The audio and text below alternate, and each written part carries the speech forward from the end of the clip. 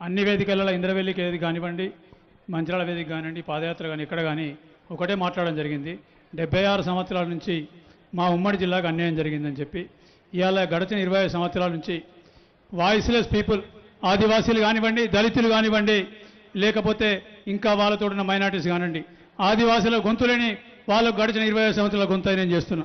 ఇవాళ నా గొంతు నొప్పి ప్రయత్నం చేస్తుంది. ఇవాళ మొన్న వచ్చిన వాళ్ళు ఒకటే గుర్తుపెట్టుకోండి, పార్టీని కష్టకాలంలో ఎవరు కాపాడుకున్నాడు, పార్టీ పెట్టుకుని ఎవరు చేసిండ్రు, ఇన్నోవెల్ మీటింగ్ ఎవరు పెట్టిండ్రు, కరిగారు మీటింగ్ ఎవరు పెట్టిండ్రు, వీళ్ళంతా కరిగారు మీటింగ్ ఎక్కడ పోయిండ్రు. ఇవాళ ఇన్నోవెల్ మీటింగ్ మంచిగా ప్రజలు లేరా, ఈ జిల్లాలో ఉన్న ఆదివాసులు రాలేదా, అన్ని మాత్రం బదలొచ్చిండ్రు.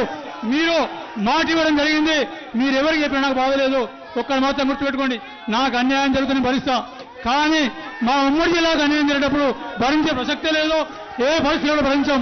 దానికోసం ఇది ఉద్యమాల గడ్డ. రాష్ట్రంలో ఉద్యమాలు 1978 నక్సలైట్ ఉద్యమం కానీ ఉద్యమాలకు ఇది పూరిటి గడ్డ. ఈ గడ్డ నుంచే ఉద్యమాలు వేసినాయి. కాబట్టి ఇవాళ నిన్నొచ్చి మొన్నొచ్చి ఉన్న పార్టీలను తిరిగొచ్చి పార్టీలో ఉండే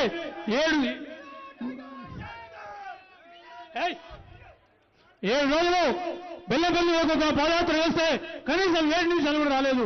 వాళ్ళు ఇవాళ మంత్రి గురించి మాట్లాడుతున్నారు. ఇవాళ ఆ దినం ఖార్గే గారి సభకు కూడా రాలేదు. కనీసం మంది తెచ్చు సంగతి వేరు, వాళ్ళు కూడా మంత్రి పదవి అడుగుతాను.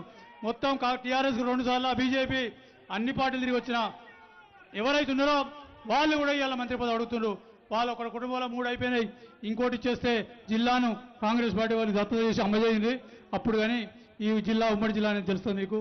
ఇవాళ నా ఆదివాసీలు, నా దళితులు, నా మైనార్టీ సోదరులు గొంతులేని వాళ్ళ గొంతు నేను ఉన్నా కాబట్టి ఖచ్చితంగా వాళ్ళందరి గొంతుకనే ఉన్నా.